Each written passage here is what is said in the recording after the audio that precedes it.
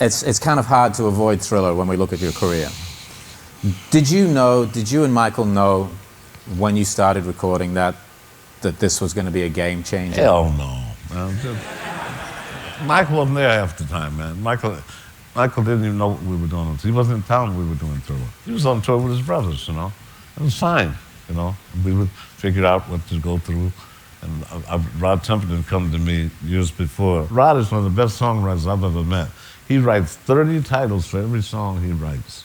30 titles. This man does not play.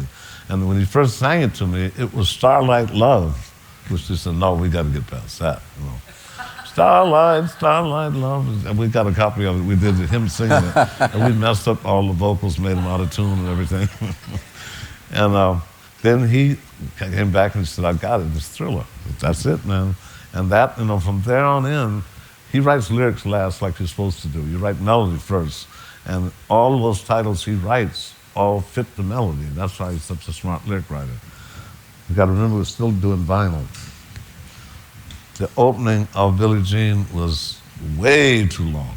And so I said, I used to call Michael Smelly. Not because he wouldn't say funky, he'd say smelly jelly. You know, so I called him Smelly. His mother thought I was saying he smelled bad, you know.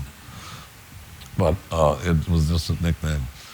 He said, but it makes me want to dance. I said, but it's too long, Michael. If you have more than 18 minutes on vinyl or 19 minutes, we can't be competitive on radio, you know. And so, no, we got to do it.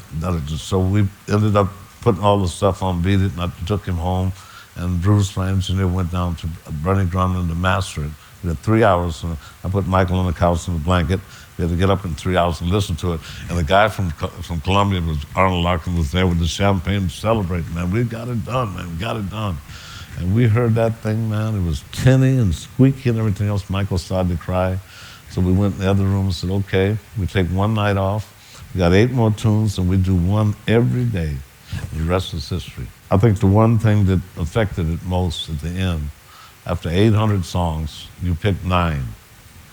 And being real honest, you have to pick out of those 9, you have to,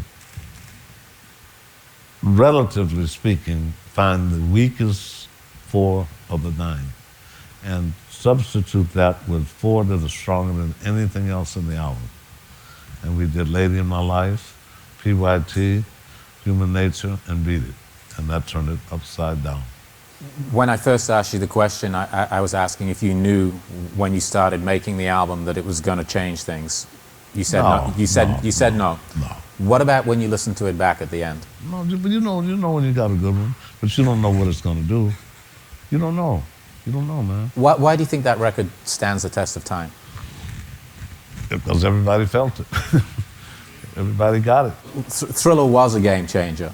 It was a game changer for MTV. Yeah. They wrote each other to glory. It was a game changer for Michael. Absolutely. But also for you. You became known as the hit maker.